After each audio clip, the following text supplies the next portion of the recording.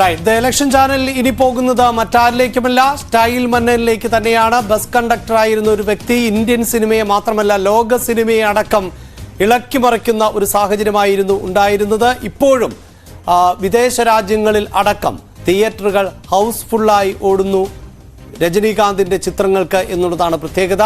രജനീകാന്തും പരീക്ഷിച്ചിട്ടുണ്ട് രാഷ്ട്രീയത്തിൽ എന്നതാണ് ഏറ്റവും പ്രധാനപ്പെട്ടത്. ഒരുപക്ഷെ കിരൺ, രജനീകാന്തിന്റെ സിനിമകളെ കുറിച്ചൊന്നും നമ്മൾ പറഞ്ഞാൽ എവിടെയും എത്തും എന്ന് തോന്നുന്നില്ല. കാരണം ആരാധകർ അങ്ങനെയാണ് രജനിയെ നെഞ്ചേറ്റുന്നത്. അത് അവരുടെ സ്വന്തം അണ്ണനാണ്, അവരിൽ ഒരാളാണ് രജനീകാന്ത്. തമാശയ്ക്കെങ്കിലും നമ്മൾ തിയേറ്ററിൽ, തമിഴ്നാട്ടിലെ തിയേറ്ററിൽ രജനീകാന്തിന് സ്ക്രീനിലേക്ക് കത്തിയെറിഞ്ഞു കൊടുത്ത ആരാധകനുണ്ട്, വില്ലനെ കുത്തിക്കൊല്ലാൻ എന്ന് പറഞ്ഞ് കേട്ടിട്ടുണ്ട്. അത് ഒരു തമാശയല്ല, യഥാർത്ഥത്തിൽ തമിഴകത്തിന്റെ വികാരം അങ്ങനെയൊക്കെയാണ്.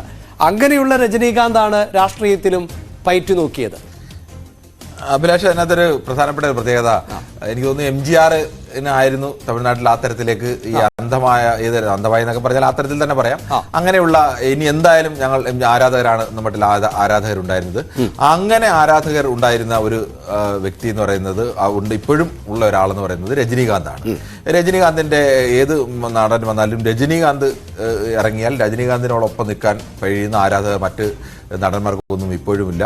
ഈ അവസാന ഈ പ്രായത്തിലെത്തുമ്പോഴും രജനീകാന്തിന്റെ മറ്റൊരു പ്രത്യേകത, രജനീകാന്ത് നമുക്കെല്ലാം അറിയാം, സിനിമയിൽ വളരെ വിഗ്ഗൊക്കെ വെച്ച് സ്റ്റൈല് കാണിച്ച് നടക്കുമ്പോഴും പുറത്ത് ഇറങ്ങിയാൽ ആ വിഗ്ഗെല്ലാം ഊരി വെച്ച് സാധാരണ ഒരു മനുഷ്യൻ കണ്ടു കഴിഞ്ഞാൽ, മറ്റെവിടെയെങ്കിലും ഒക്കെ അദ്ദേഹം യാത്ര ചെയ്യുന്നത് എന്റെ പടം കണ്ടു കഴിഞ്ഞാൽ ഏതെങ്കിലും ഒരു സാധാരണ മനുഷ്യൻ പോകുന്നത് പോലെ, എന്തെങ്കിലും ഒരു പ്രത്യേകതയുള്ള മനുഷ്യൻ പോകുന്നത് എന്ന് പോലും തോന്നില്ല. അങ്ങനെ പോലും ഇറങ്ങാൻ അദ്ദേഹത്തിന് ധൈര്യമുണ്ടെന്ന് വെച്ചാൽ, ഞാൻ സിനിമയിൽ കാണിക്കുന്നതല്ല എന്റെ ജീവിതം, എല്ലാ നടന്മാരും ഇങ്ങനെയൊക്കെ തന്നെയാണ്, പക്ഷെ ഞാൻ യാഥാർത്ഥ്യം കാണിക്കും.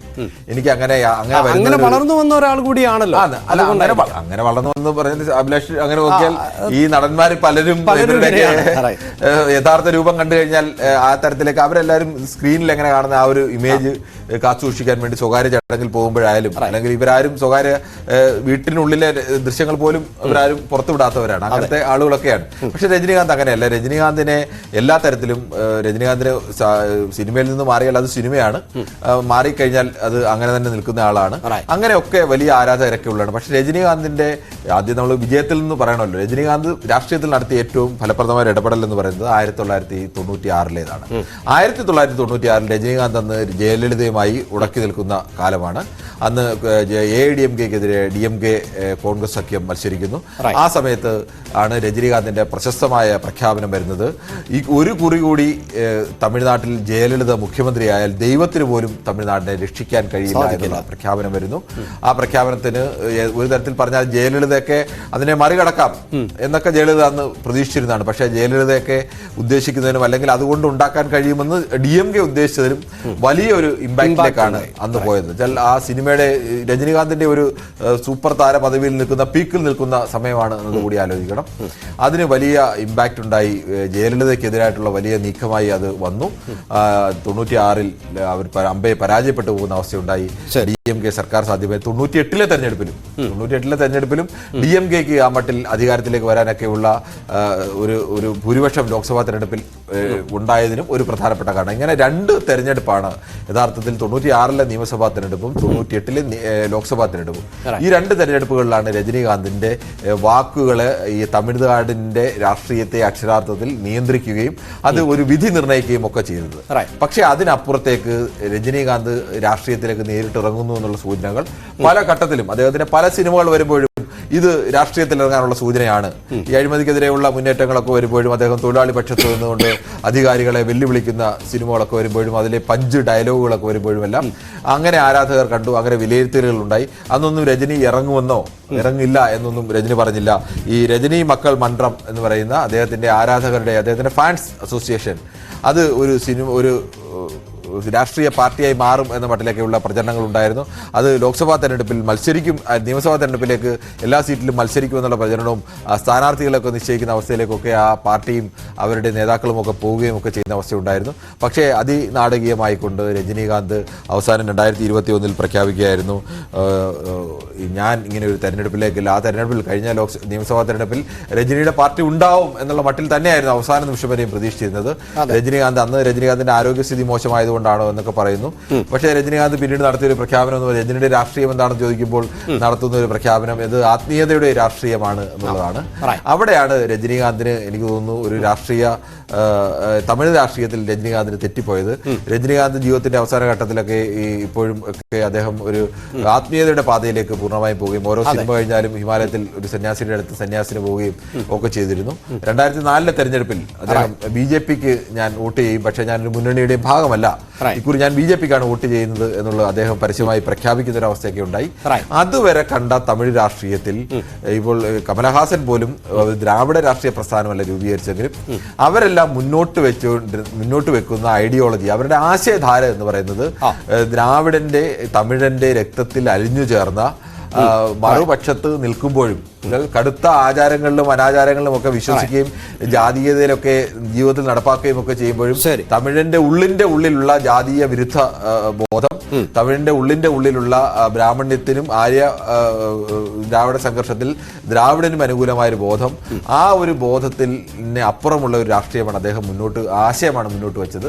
അതിന് തമിഴ്നാട്ടിൽ എവിടെയും ഒരു കാര്യമായ മാറ്റം ഉണ്ടാക്കാനോ ഒന്നും കഴിഞ്ഞില്ല. സിനിമയിൽ സൂപ്പർ മെഗാ ഹിറ്റുകളൊക്കെ ഉണ്ടാക്കിയ അദ്ദേഹത്തിന് ഈ 2 തെരഞ്ഞെടുപ്പുകളിൽ ഇപ്പുറത്ത് കരുണാനിധിയെ പോലെ ഒരാൾ ഉള്ളപ്പോൾ അതിൽ ചില അദ്ദേഹത്തിന്റെ വാക്കുകൾ കൊണ്ട് രാഷ്ട്രീയത്തെ ഉപയോഗിക്കാൻ കരുണാനിധിക്ക് കഴിഞ്ഞതോടുകൂടിയാണ് അന്ന് ആ വിജയം സാധ്യമായത്. പക്ഷെ സ്വന്തം നിലയിൽ അദ്ദേഹത്തിന് അങ്ങനെ ഒരു വിജയം ഉണ്ടാക്കാനോ ഒരു ചലനം ഉണ്ടാക്കാനോ ഒന്നും കഴിഞ്ഞില്ല. അദ്ദേഹം പിന്നീട് അത് തന്നെ പൂർണ്ണമായും ഉപേക്ഷിക്കുകയായിരുന്നു. അങ്ങനെ അദ്ദേഹം തന്നെ അത് പിരിച്ചുവിടുന്ന ഒരു അവസ്ഥയിലേക്കൊക്കെ എത്തിച്ചേരുകയായിരുന്നു. എന്തായാലും BJP നേതൃത്വം അടക്കം പലപ്പോഴായി സ്വന്തം ക്യാമ്പിലേക്ക് എത്തിക്കുവാനുള്ള നീക്കങ്ങളൊക്കെ നടത്തിയിരുന്നു എന്ന റിപ്പോർട്ടുകളൊക്കെ അത് നമുക്ക് സ്ഥിരീകരിക്കാൻ പറ്റുന്നതല്ല എങ്കിൽ പോലും BJP ഒരു പക്ഷേ ഏറ്റവും കൂടുതൽ ഒരു ഐക്കൺ എന്ന നിലയിലേക്ക് രജനീകാന്തിനെ ഉയർത്തി കാണിച്ചാൽ അത് തമിഴകത്തെ കീഴടക്കാൻ പറ്റുന്ന ഒന്നായി മാറിയേക്കും എന്ന് പ്രതീക്ഷിക്കുന്ന ഒരു രാഷ്ട്രീയ സാഹചര്യം കൂടിയുണ്ട്. പക്ഷേ അപ്പോഴൊന്നും കൃത്യമായി മനസ്സ് തുറക്കാൻ ഈ സ്റ്റൈൽ മന്നൻ തയ്യാറായിട്ടില്ല. വളരെ പെട്ടെന്ന് അദ്ദേഹത്തിന്റെ രാഷ്ട്രീയ ജീവിതത്തിലേക്ക് അതിനകത്ത് ഒരു ചെറിയൊരു വിഷയം അഭിലാഷ് പറഞ്ഞതിനും കൂടെ സൂചിപ്പിക്കേണ്ടത്, അതിൽ ഈ BJP ശ്രമങ്ങളൊക്കെ നടത്തുന്നതിനിടയിലാണ് ഈ രജനീകാന്ത് അവിടുത്തെ സ്റ്റെർലൈറ്റ് ഫാക്ടറിക്കിടയായിട്ടുള്ള സമരം നടക്കുകയും തൂത്തുക്കുടിയിലെ വെടിവെപ്പൊക്കെ ഉണ്ടാവുകയൊക്കെ ചെയ്തത്. ഈ വെടിവെപ്പിന്റെ സമയത്ത് രജനീകാന്ത് വെടിവെപ്പിനെ ന്യായീകരിച്ചുകൊണ്ട് ആദ്യം പോലീസിനെ ആക്രമിച്ചത് ജനങ്ങളാണ്, ഇങ്ങനത്തെ അരാജകത്വം സൃഷ്ടിക്കാൻ കഴിയില്ല, അത് വെടിവെപ്പ് അനിവാര്യമായിരുന്നു എന്ന് അവരെ ന്യായീകരിച്ച ഒരു പ്രസ്താവന ഇറക്കി. അവസാനം രജനിയുടെ ആരാധകർ തന്നെ അദ്ദേഹത്തിന്റെ ഫാൻസ് ഗ്രൂപ്പ് തന്നെ അദ്ദേഹത്തിന്റെ കോലം കത്തിക്കുന്ന അവസ്ഥയൊക്കെ ഉണ്ട്. സിനിമയിലൊക്കെ ഇങ്ങനെ സാധാരണ തൊഴിലാളിക്ക് വേണ്ടി അവകാശം ഉന്നയിക്കുകയും ബാധിക്കുകയും ഒക്കെ ചെയ്യുന്ന ഞങ്ങളുടെ ആൾ പെട്ടെന്ന് ഇങ്ങനെ ഒരു പ്രസ്താവനയുമായി വന്നത് എനിക്ക് തോന്നുന്നു യഥാർത്ഥത്തിൽ അവിടെ മുതലാണ് രജനീകാന്ത് അങ്ങനെ പരസ്യമായി അങ്ങനെ ഒരു വിരുദ്ധ നിലപാടിലേക്ക്, തമിഴിന്റെ ഒരു പൊതുവികാരത്തിന് എതിരായ ഒരു നിലപാടിലേക്ക് നിന്ന് ഒരു രാഷ്ട്രീയത്തിലേക്ക് പോകുന്നതിൽ അർത്ഥമില്ല, അല്ലെങ്കിൽ അതുകൊണ്ട് തനിക്ക് മുന്നോട്ട് പോകാൻ കഴിയില്ലെന്ന് തിരിച്ചറിഞ്ഞ് എന്നാൽ ഇപ്പുറത്തും വരുന്നില്ല, എവിടെയും ഇല്ലാത്ത ഒരവസ്ഥയിലേക്ക് അദ്ദേഹം മാറിയത് എന്ന് തോന്നുന്നു. ഏതായാലും രജനീകാന്തിന്റെ രാഷ്ട്രീയം സംബന്ധിച്ച റിസർച്ച് ഡെസ്ക് തയ്യാറാക്കിയ സ്റ്റോറിയിലേക്ക്.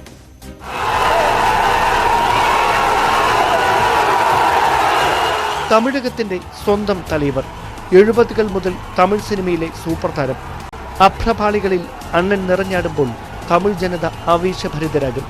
അന്നും ഇന്നും സിനിമയും രാഷ്ട്രീയവും ഇഴചേർന്ന് കിടക്കുന്ന തമിഴ്നാട്ടിൽ അതുകൊണ്ട് തന്നെ രജനീകാന്തിന്റെ രാഷ്ട്രീയവും ഏറെ ചർച്ചയായിരുന്നു.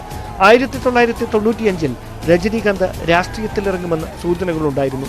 ദ്രാവിഡ മുന്നേറ്റ കഴകം, തമിഴ് മനില കോൺഗ്രസ് സഖ്യത്തെ രജനീകാന്ത് പൂർണ്ണമായി പിന്തുണച്ചു. സഖ്യത്തിന് വോട്ട് ചെയ്യാൻ തമിഴ്നാട്ടിലെ ജനങ്ങളോട് അദ്ദേഹം ആഹ്വാനം ചെയ്തു. 1996 1998 പൊതു തെരഞ്ഞെടുപ്പുകളിലും അദ്ദേഹം ഇതേ സഖ്യത്തെ പിന്തുണച്ചു. 2004 താൻ BJPക്ക് വോട്ട് ചെയ്യുമെന്നും വരാനിരിക്കുന്ന പൊതു തെരഞ്ഞെടുപ്പിൽ ഒരു മുന്നണിക്കും പിന്തുണ നൽകില്ലെന്നും അദ്ദേഹം പറഞ്ഞു. 2017 ഡിസംബർ 31 രജനീകാന്ത് രാഷ്ട്രീയ പ്രവേശനം പ്രഖ്യാപിച്ചു. രജനി മക്കൾ മന്ത്രം. 2021 തമിഴ്നാട് നിയമസഭാ തെരഞ്ഞെടുപ്പിൽ 234 മണ്ഡലങ്ങളിലും മത്സരിക്കാനുള്ള താൽപര്യം പ്രകടിപ്പിച്ചു. അധികാരത്തിൽ വന്ന് 3 വർഷത്തിനകം തെരഞ്ഞെടുപ്പ് വാഗ്ദാനങ്ങൾ പാലിക്കാൻ സാധിച്ചില്ലെങ്കിൽ പാർട്ടി രാജിവെക്കുമെന്നായിരുന്നു ജനങ്ങൾക്ക് നൽകിയ ഉറപ്പ്. 2021 ജൂലൈ 12 രജനീകാന്ത് രജനി മക്കൾ മന്ത്രം പിരിച്ചുവിട്ടു. ഭാവിയിൽ രാഷ്ട്രീയത്തിൽ പ്രവേശിക്കാൻ പദ്ധതിയില്ലെന്നും വ്യക്തമാക്കി. മറ്റൊരു തെരഞ്ഞെടുപ്പിന് കേളികൊട്ടുണരുമ്പോൾ തമിഴ് ജനതയുടെ സ്വന്തം അണ്ണൻ BJPക്ക് കൈകൊടുക്കുമോ എന്ന അഭ്യൂഹവും ശക്തമാണ്.